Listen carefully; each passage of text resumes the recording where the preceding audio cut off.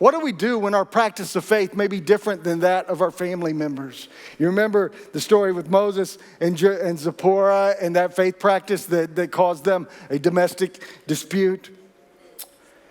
What if you're married to someone who has a different faith background than you do?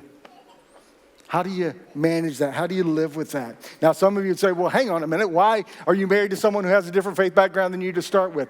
Lots of possibilities here.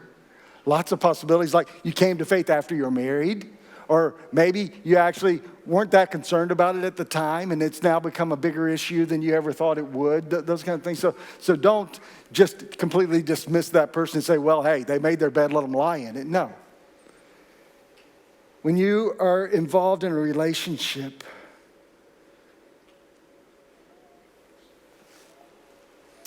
where faith practices collide with your partner,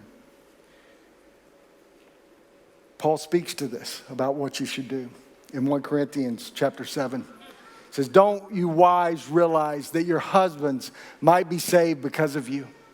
Don't you husbands realize your wives might be saved because of you? He says, don't leave. Don't run away from that situation.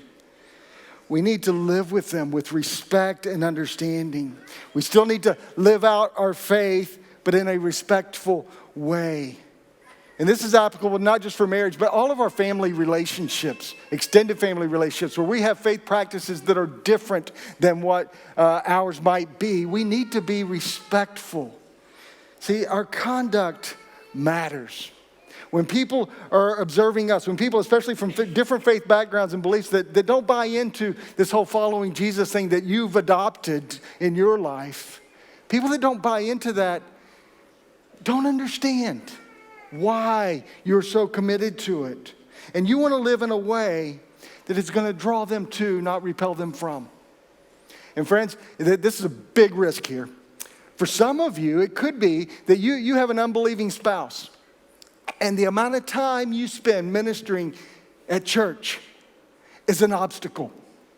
Because they actually look at that and they say, well, she loves the church more than me, or he loves the church more than me. The church is more important than me. So why would I want to be a part of that? Friends, be careful. Doesn't mean don't serve. It doesn't mean don't come to church. It doesn't mean any of that. But it means be careful and live with respect and honor towards that spouse in a way that is going to draw them to you, or friends that will draw them to them. Where's the line? Well, if it causes you to deny your faith, compromise, something like that, then that's a pretty solid line. But the rest of it's probably a little bit gray. And you need to live with those people with honor and respect.